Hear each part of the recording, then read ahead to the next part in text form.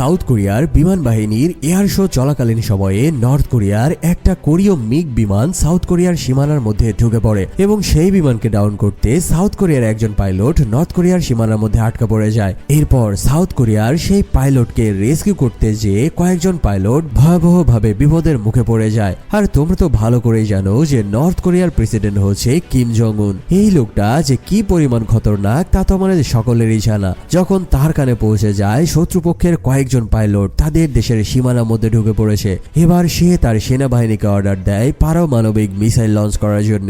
পুরো মুভিটাই এতটাই টানটান উত্তেজনা আর এতটাই ইমোশনাল সিন দিয়ে ভরপুর, যেটা দেখার সময়ে তুমি চোখের পলক একবারও ফেলতে পারবে না। সাউথ কোরিয়ার সেই পাইলটদের সাথে কি ঘটেছিল শেষ পর্যন্ত তা জানতে হলে তোমাদেরকে দেখতে হবে আজকের রিটার্ন টু বেজ মুভির এক্সপ্লেনেশন। এই মুভিটা বাংলা বা হিন্দি কোনো চ্যানেলে আগে এক্সপ্লেন করা হয়নি, তাই চলো একটা করে সাবস্ক্রাইব করে দিয়ে শুরু করি আজকের ধুমধুমা মুভির এক্সপ্লেনেশন। মুভি শুরুতেই আমরা সাউথ কোরিয়ার এয়ারবেজের একটা দৃশ্য দেখতে পাই। এখানে বিভিন্ন ধরনের দক্ষ পাইলট তাদের ফাইটার জেট দিয়ে বিভিন্ন রকমের কৌশল শো করছিল। সেখানে গ্যালারিতে উপস্থিত ছিল তাদের এয়ারফোর্সের চিফ মার্শাল সহ বড় বড় অফিসাররা। আর এখানে আকাশে যেই পাইলটদেরকে দেখতে পাচ্ছ এরা কোনো সাধারণ পাইলট নয়, সকলেই সুদক্ষ পাইলট এবং সব থেকে ট্রেন প্রাপ্ত পাইলট। আজ তাদেরকে আকাশে এক একজনকে বিমান হাতে দিয়ে ছেড়ে দেওয়া হয়েছে তারা কতটা দক্ষ হয়েছে সেটাই দেখার জন্য।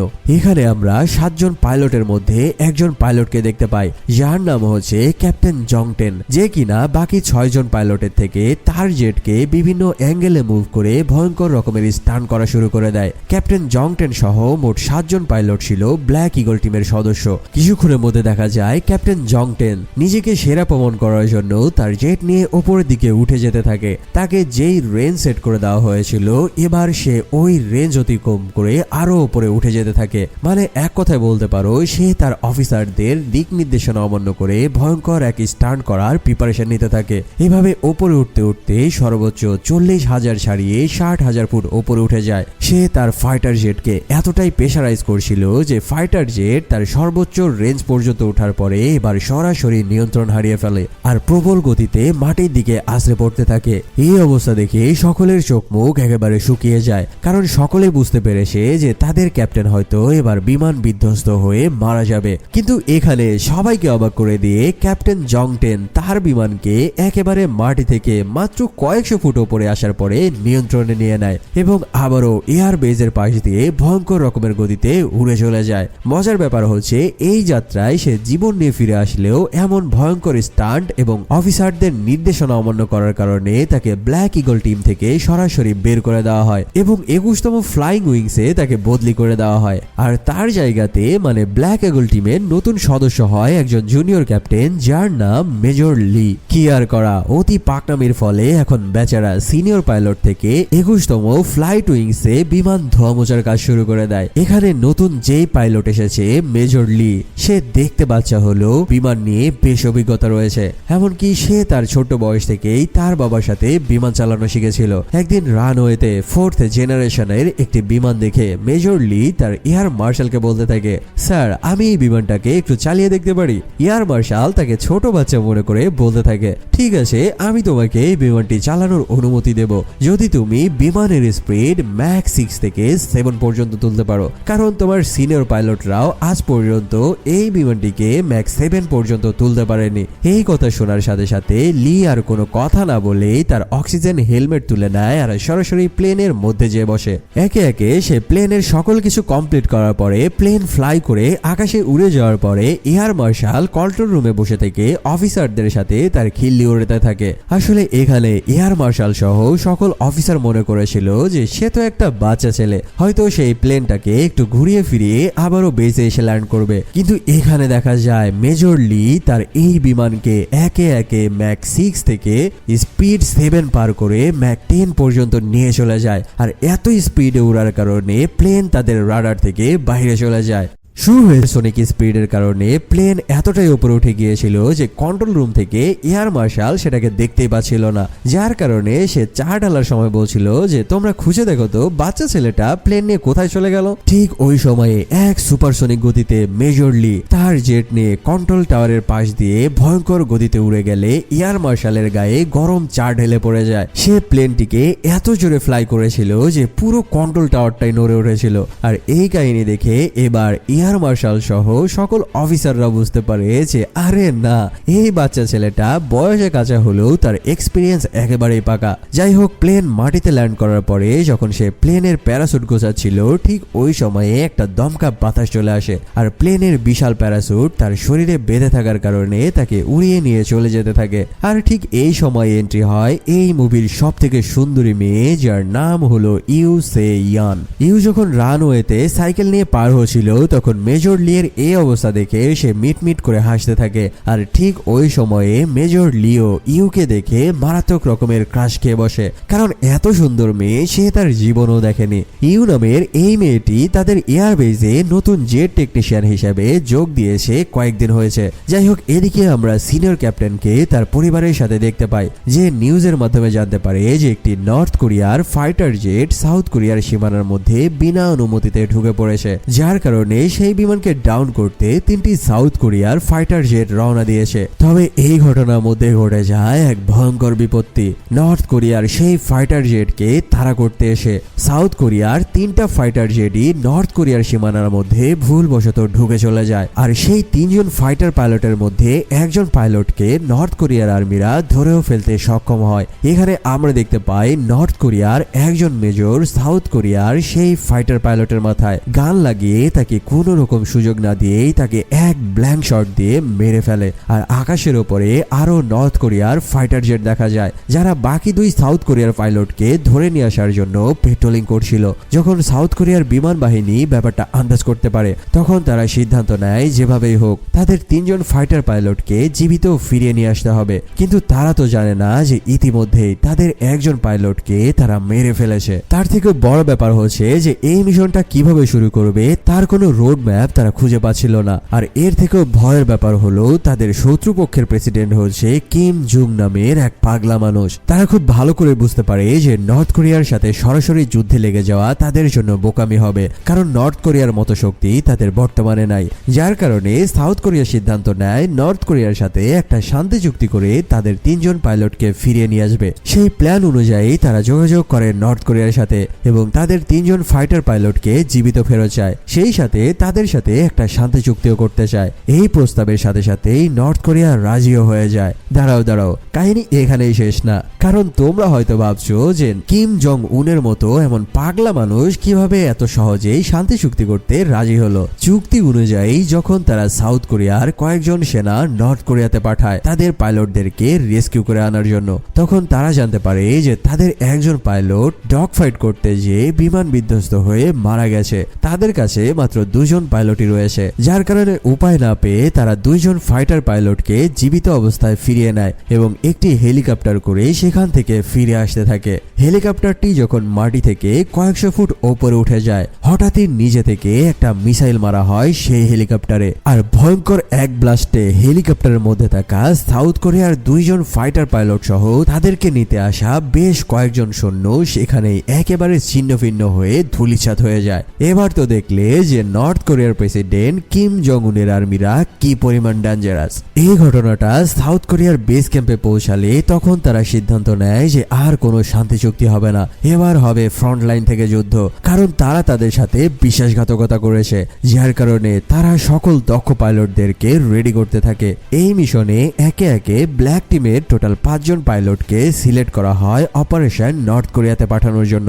ব্ল্যাক ইগল টিমের 5জন পাইলটের কাজ হবে সীমান্তে বসানো তাদের অ্যান্টি মিসাইল রাডার ফাঁকি দিয়ে ভেতরে ঢোকা এবং তাদের গুরুত্বপূর্ণ যে সকল স্থাপনা রয়েছে তাদের উপরে হামলা করে সেগুলোকে নষ্ট করে দেওয়া। এরপরে নিজেদের যান বাঁচিয়ে আবারও সাউথ কোরিয়ায় ফিরে আসা। সেই সাথে সাউথ সাউথ কোরিয়ার সাথে নর্থ কোরিয়ার যেখানে বর্ডার রয়েছে সেখানে তারা 3 গুণ পরিমাণ বেশি রাডার সেট করতে থাকে, কারণ যদি এই কয়েকজন পাইলট হামলা করে ফিরে আসতেও সক্ষম হয় তবে নর্থ কোরিয়া পাল্টা জবাবে তার ভয়ঙ্কর সব ফাইটার জেট এবং মিসাইল পাঠাবে, আর সেগুলোকেই ট্র্যাক ডাউন করতে তারা এই বিপুল পরিমাণ রাডার বসাতে থাকে। সকল রকম প্রিপারেশন এবং প্ল্যান কমপ্লিট করার পরে ব্ল্যাক ইগল টিমের 5 জন ফাইটার জেট সাউথ কোরিয়া থেকে 4th জেনারেশনের আধুনিক ফাইটার জেট নিয়ে নর্থ কোরিয়ার দিকে রওনা দেয়। যখন তারা নর্থ কোরিয়ার সীমান্তে প্রবেশ করে, নর্থ কোরিয়ার সীমান্তে বসানো অ্যান্টি রাডারগুলো তাদের প্লেনগুলোকে ডিটেক্ট করে ফেলে এবং পরপর তাদের দিকে মিসাইল লঞ্চ করতে থাকে। ব্ল্যাক ইগল টিমের 5 জন পাইলট বারবার ফায়ার করে সেই মিসাইলগুলোকে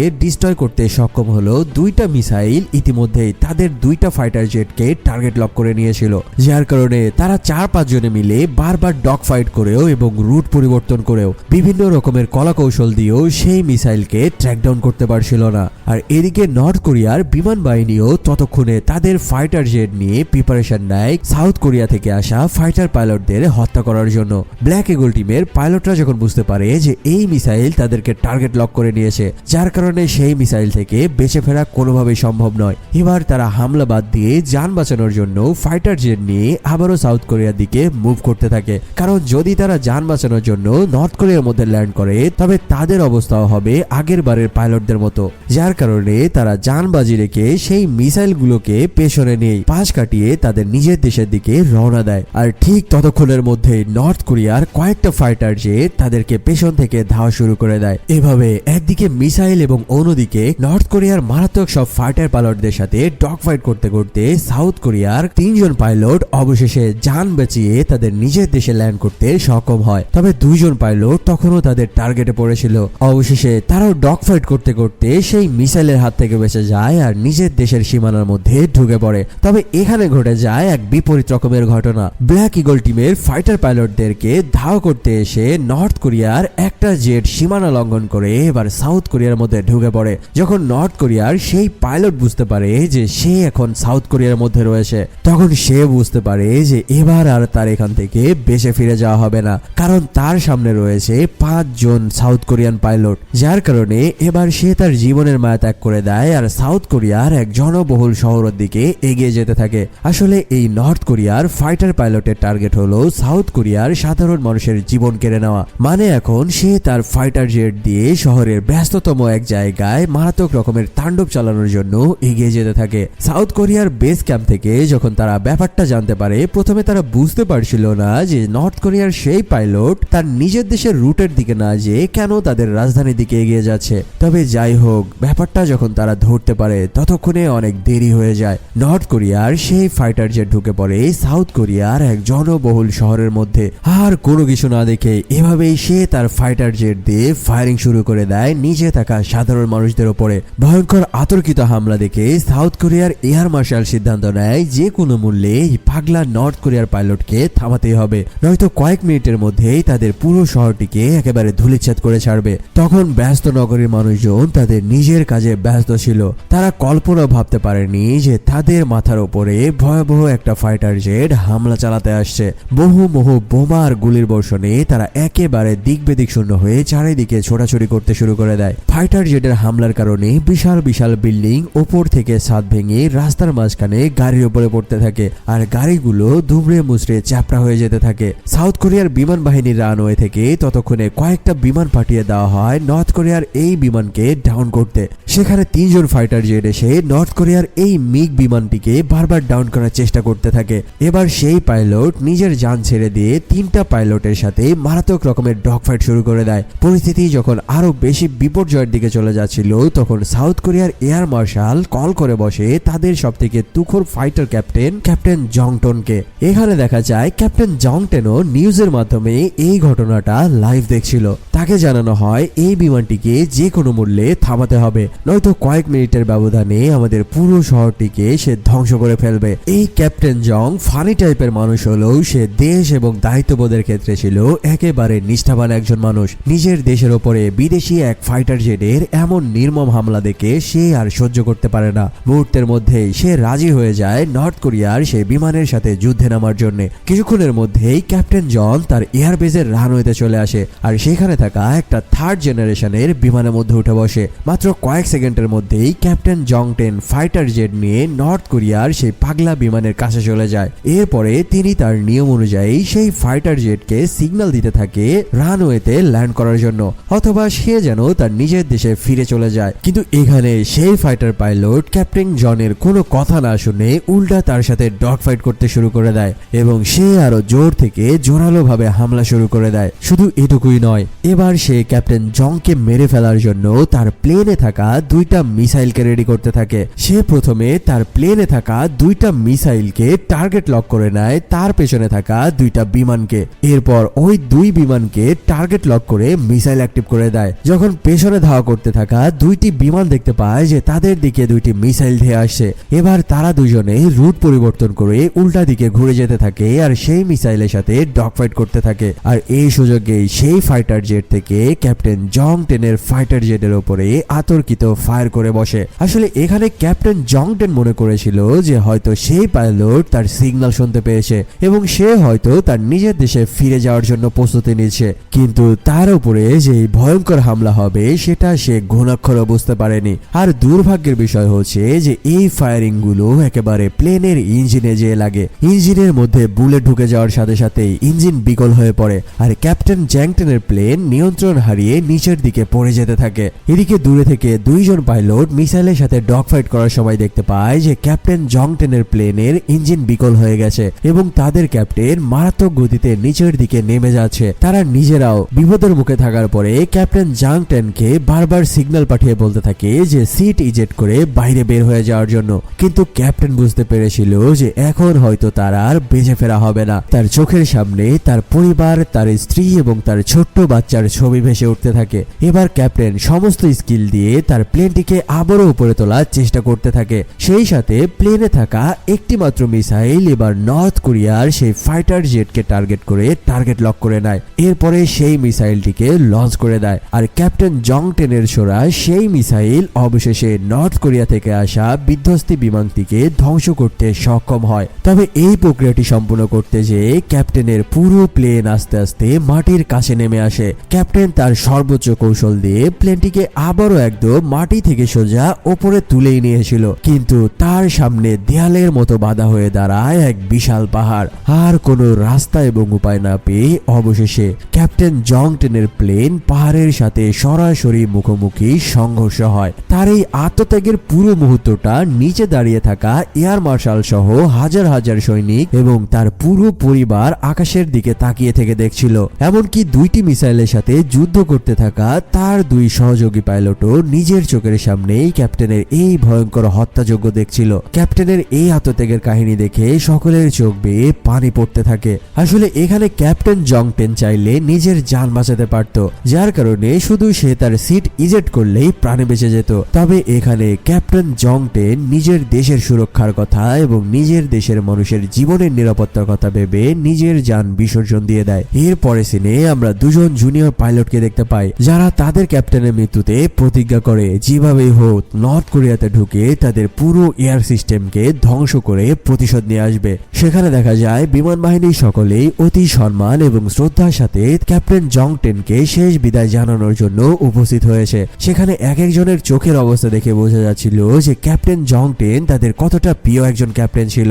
সেখানে আমরা ক্যাপ্টেনের ছোট্ট ছেলেকে দেখতে পাই যে তার বাবার ছবি নিয়ে এক বুক কষ্ট নিয়ে হাজারি করছিল। তাদের প্রিয় এই ক্যাপ্টেনের মৃত্যুতে এবার সাউথ কোরিয়ার জুনিয়র সকল পাইলটরা সিদ্ধান্ত নেয় তাদের আত্মত্যাগের বিনিময় হলেও এই হত্যার প্রতিশোধ তারা নিয়েই ছাড়বে। শুধু হত্যাকাণ্ড নয়, আগের বার নর্থ কোরিয়া তাদের সাথে মারাত্মক রকমের বিশ্বাসঘাতকতাও করেছিল এবং 2 জন পাইলট সহ তাদের কয়েকজন সোলজারকে নির্মমভাবে হত্যা করেছিল, যার কারণে সাউথ কোরিয়া এবার সিদ্ধান্ত নেয় নর্থ কোরিয়ার উপরে ইতিহাসের সবথেকে ভয়াবহ এক মিশন চালানো হবে। যদিও এটা তারা মেনেই নেয় যে এই মিশন চালাতে গেলে হয়তো তাদের ফাইটার পাইলটদের জীবন ঝুঁকিতে পড়বে। তবে এখানে যেহেতু জুনিয়র পাইলটরাই স্বেচ্ছায় নিজের জান কোরবানি করতে রাজি, সেখানে মিশন চালাতে আর কোনো বাধা নাই। তবে নর্থ কোরিয়াকে এত হালকাভাবে নিলে তাদের ভুল হবে, যার কারণে সাউথ কোরিয়ার সকল বাহিনী থেকে 2 জন করে সবথেকে জেদি এবং তুখোড় সোলজারদেরকে সিলেক্ট করা হয় মিশনের জন্য।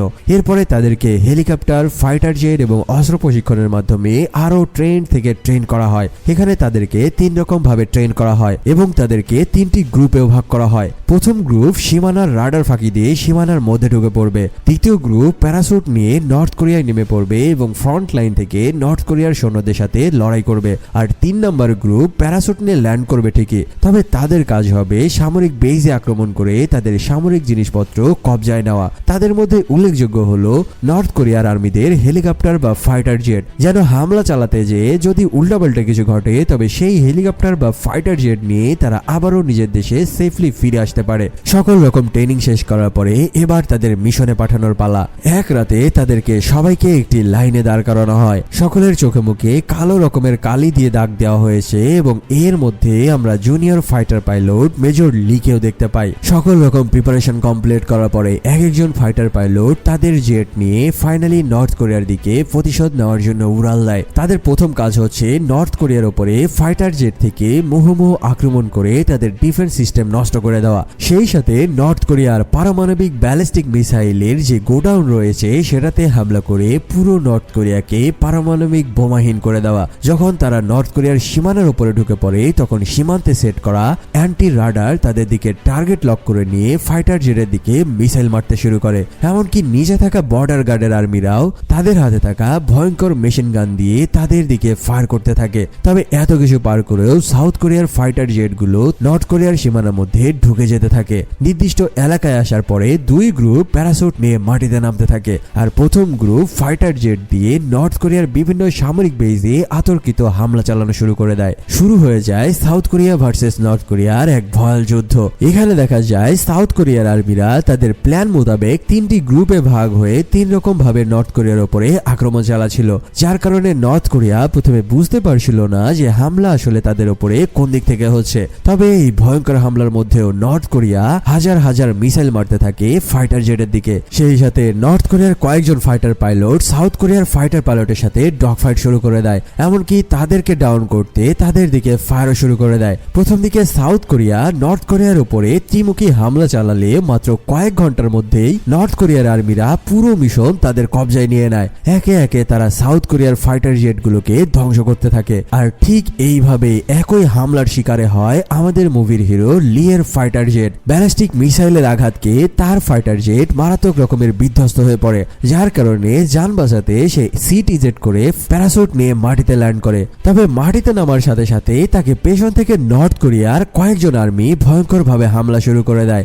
যার কারণে যান বাঁচাতে সে প্রাণপণ দৌড়ানো শুরু করে। যখন নর্থ কোরিয়া মোটামুটি ভাবে শিওর হয়ে যায় যে তাদের উপরে হামলা চালিয়েছে সাউথ কোরিয়ার ফাইটার পাইলট, এবার তারা আর কোনো বিলম্ব না করে তাদের পারমাণবিক মিসাইল লঞ্চ করার সিদ্ধান্ত নেয়। আর যদি একবার এই মিসাইল তাদের উপরে তাক করা হয় তবে পুরো সাউথ কোরিয়া উড়ে যাবে, সেই সাথে তার আশেপাশে কয়েকটা দেশ উড়ে যাওয়ার সম্ভাবনা রয়েছে। ততক্ষণে সাউথ কোরিয়ার এয়ার বেজও বুঝতে পারে যে নর্থ কোরিয়া এবার তাদের দিকে পারমাণবিক মিসাইল মারার প্রিপারেশন নিচ্ছে, যার কারণে তারা দ্রুত যোগাযোগ করে সেখানে বেঁচে থাকা তাদের কয়েকজন ফাইটার পাইলটের সাথে এবং তাদেরকে জানায় যে আগামী কয়েক মিনিটের মধ্যেই তোমাদের জানের বিনিময়ে হলেও সেই পারমাণবিক ব্যালিস্টিক মিসাইলকে ধ্বংস করতে হবে। আর এইদিকে ততক্ষণে নর্থ কোরিয়ার আর্মিরা তাদের পারমাণবিক মিসাইল অ্যাক্টিভ করে দেয়। আর এই প্রথমবারের মতো আমরাও দেখতে পাই যে নর্থ কোরিয়ার এক গুদাম থেকে একটি বিশাল পারমাণবিক ব্যালিস্টিক মিসাইল আস্তে আস্তে উপরের দিকে উঠে আসছে। তাদের হাতে সময় রয়েছে মাত্র 7 মিনিট। যদি এই 7 মিনিটের মধ্যে সেই মিসাইলটিকে এখানে ট্র্যাক ডাউন করা না যায় তবে সাউথ কোরিয়ার পুরো ভবিষ্যৎ অন্ধকার। এদিকে আমরা দেখতে পাই মেজর লি তখনও বেঁচে ছিল এবং সে যান বাঁচিয়ে কোনো রকমে একটি এয়ার বেজে এসে পৌঁছায়। সেখানে সে একটি 4th জেনারেশনের ফাইটার জেট দেখতে পেয়ে দ্রুত তার মধ্যে উঠে বসে। ফাইটার জেট আকাশে উড়ানোর পরে প্রথমেই সে যে কাজটি করে সেটা হলো তাদের দেশের এয়ার বেজের সাথে যোগাযোগ করে এবং সেখানেই সে জানতে পারে যে তাদের দেশের সাথে আগামী 7 মিনিট পরে কি হতে চলেছে। এবার সাউথ কোরিয়ার বেস থেকে পাওয়া ইনস্ট্রাকশন মোতাবেক মেজর লি তার ফাইটার জেট নিয়ে নর্থ কোরিয়ার সেই ব্যালিস্টিক মিসাইলের দিকে এগিয়ে যেতে থাকে। আর এখানে মেজর লি জানতে পারে যে তার সাথে আসা সকল ফাইটার পাইলট ইতিমধ্যেই ভয়ঙ্কর ভাবে মারা পড়েছে। এখন মেজর লি যদি তাদের সাথে কানেক্ট থেকে ফাইনালি এটিকে ধ্বংস করতে পারে তবেই তাদের দেশ বেঁচে থাকবে। একমাত্র মেজর লি প্লেন থেকে মাটিতে থাকার কারণে এখনো বেঁচে রয়েছে। যাই হোক, বেজের ইনস্ট্রাকশন মোতাবেক এবার মেজর লি তার ফাইটার জেট নিয়ে সেই পারমাণবিক ব্যালিস্টিক মিসাইলের দিকে এগিয়ে যেতে থাকে। সেখানে টাইম ক্যালকুলেশন করে জানতে পারে যে তার হাতে সময় রয়েছে মাত্র 2 মিনিট, যার কারণে সে তার জেটের গতি বাড়িয়ে দেয় এবং সেই পারমাণবিক ব্যালিস্টিক মিসাইলের কাছে যাওয়ার পরে আগে টার্গেট লক করে নেয়। এরপরে তার প্লেনে থাকা একটি ছোট্ট মিসাইল মেরে দেয় সেই ব্যালিস্টিক মিসাইলের গোডাউনের মধ্যে। আর অবশেষে এখানে দেখা যায় যে মাত্র কয়েক সেকেন্ড বাকি যখন সেই পারমাণবিক মিসাইলটি গোডাউন থেকে বের হতে যাবে, তার আগে আকাশ থেকে একটি মিসাইল এসে পুরো গোডাউন ব্লাস্ট হয়ে যায় আর সাথে সাথে সেই পারমাণবিক মিসাইলটিও সেখানে ডিস্ট্রয় হয়ে যায়। ক্যাপ্টেন লি যখন বুঝতে পারে যে এবার সে চাইলে তার জান বাঁচিয়ে নিজের দেশে ফিরে যেতে পারে, তাই সে এবার ফাইটার জেট পেছন থেকে ঘুরিয়ে নিয়ে তার নিজের দেশের দিকে উড়ে যেতে থাকে। কিন্তু এবার তার পেছনে পাগলের মতো ধাওয়া করতে থাকে নর্থ কোরিয়ার পঞ্চম জেনারেশনের কয়েকটা ফাইটার জেট। পেছন থেকে তারা নন স্টপ এমন ভাবে আক্রমণ করছিল যে মেজর লি এবার তার বেঁচে থাকার আশায় ছেড়ে দেয়। আর কিছুক্ষণের মধ্যে মেজর লি এর পুরো প্লেন বিধ্বস্ত হয় আর মাঝ সমুদ্রের মধ্যে প্লেনটি নিয়ন্ত্রণ হারিয়ে ক্র্যাশ করে। আস্তে আস্তে সমুদ্রের মধ্যে তার পুরো ফাইটার জেট তলিয়ে যেতে থাকে। আর এই কাহিনী দেখে নর্থ কোরিয়ার ফাইটার পাইলট মনে করতে থাকে যে তারা হয়তো তার শত্রুকে মেরে ফেলতে সক্ষম হয়েছে, যার কারণে তারা রুট পরিবর্তন করে তার নিজের দেশে ফিরে যায়। এতক্ষণে স্যাটেলাইটের মাধ্যমে এই ভয়ঙ্কর ডগ ফাইট গুলো সাউথ কোরিয়ার বেজে বসে থেকে তারা লাইভ দেখছিল। আর তারা সকলেই ভেবেছিল যে মেজর লি হয়তো অনায়াসেই তাদের দেশে ফিরে আসতে সক্ষম হবে, কিন্তু তার সাথে যে এমন ঘটনা ঘটবে তারা কেউ কল্পনাও করতে পারেনি। তবে মেজর লি এর প্লেন যেখানে ক্র্যাশ করেছিল সেটা ছিল সাউথ কোরিয়ার এরিয়ার কাছে, যার কারণে সাউথ কোরিয়ার বিমান বাহিনী সিদ্ধান্ত নেয় মেজর লি এর মৃতদেহ তুলে নিয়ে আসবে এবং সম্মানের সাথে তাকে শেষ বিদায় জানাবে। এতগুলো মানুষ সবাই কষ্ট পেয়েছিল মেজর লি এর এই আত্মত্যাগ দেখে, তবে তার মধ্যে সব থেকে বেশি কষ্ট পেয়েছিল এবং কান্না করছিল একটি মেয়ে, যার নাম হচ্ছে ইউ সে ইয়াং, যাকে তোমরা মুভির শুরুতে দেখেছিলে। আসলে এই মেয়েটি মেজর লিকে ইতিমধ্যে মনে মনে ভালোবেসে ফেলেছিল। মুভির একদম শেষে সিনে সাউথ কোরিয়ার এয়ারফোর্স সমুদ্রের মধ্যে অভিযান চালায় এবং সেখান থেকে বিধ্বস্ত হওয়া প্লেন সহ ক্যাপ্টেন লি এর মৃতদেহ উদ্ধার করে নিয়ে আসে। এদিকে এয়ারবেজে অধীর আগ্রহ নিয়ে হাজার হাজার সোলজার এবং সেই মেয়ে ইয়াং কান্না করতে করতে অপেক্ষা করছিল। কিন্তু এখানে সবাইকে চমকে দিয়ে হেলিকপ্টারের মধ্যে থেকে দেখা যায় ক্যাপ্টেন লি দুজনের ঘাড়ের উপরে ভর দিয়ে জীবিত অবস্থায় ফিরে আসছে। আসলে মেজর লি যে বিমান নিয়ে সমুদ্রের মধ্যে বিধ্বস্ত হয়েছিল সেই বিমানে পর্যাপ্ত পরিমাণ অক্সিজেন মজুদ ছিল, আর সেই অক্সিজেন ব্যবহার করেই সে অনায়াসে বিগত 10 ঘন্টা জীবিত ছিল। মেজর লিকে জীবিত অবস্থায় ফিরে আসতে দেখে অবশেষে ইয়াং এক দৌড়ে তার কাছে চলে যায় এবং তাকে জড়িয়ে ধরে এই প্রথমবারের মতো তাকে বলেই ফেলে যে আমি তোমাকে ভালোবেসে ফেলেছি। আর এই সুন্দর মুহূর্তেই পুরো বেজে থাকা এয়ারফোর্সের সকল সোলজাররা আনন্দে এবং ভিক্টোরিতে উল্লাসে মেতে পড়ে। মুভির একদম লাস্টের সিনে দেখা যায় মেজর লি ক্যাপ্টেন জংটেনের ছেলেকে সাথে করে নিয়ে তার কবরের সামনে যায় এবং তাকে সম্মানের সাথে স্যালুট জানিয়ে বলতে থাকে, আমি আপনাকে ওয়াদা করছি আমি আপনার মতো একজন দায়িত্বশীল এবং দেশপ্রেমিক ফাইটার পাইলট হব এবং আপনার ছেলেকেও আপনার মতো দক্ষ এবং দেশপ্রেমিক ফাইটার পাইলট হিসেবে গড়ে তোলার দায়িত্ব নিলাম। আর এখানে এই মুভিটার শেষ হয়ে যায়। তো বলো কেমন লেগেছে মুভির এক্সপ্লেনেশন? যদি ভালো লেগে থাকে তবে সাবস্ক্রাইব করতে কিন্তু ভুলে যেও না। আমি জানি তোমরা তা ইতিমধ্যেই করে দিয়েছো। যদি এখনো সাবস্ক্রাইব করে না থাকো তাহলে রিকোয়েস্ট থাকবে প্লিজ সাবস্ক্রাইব করে দিও।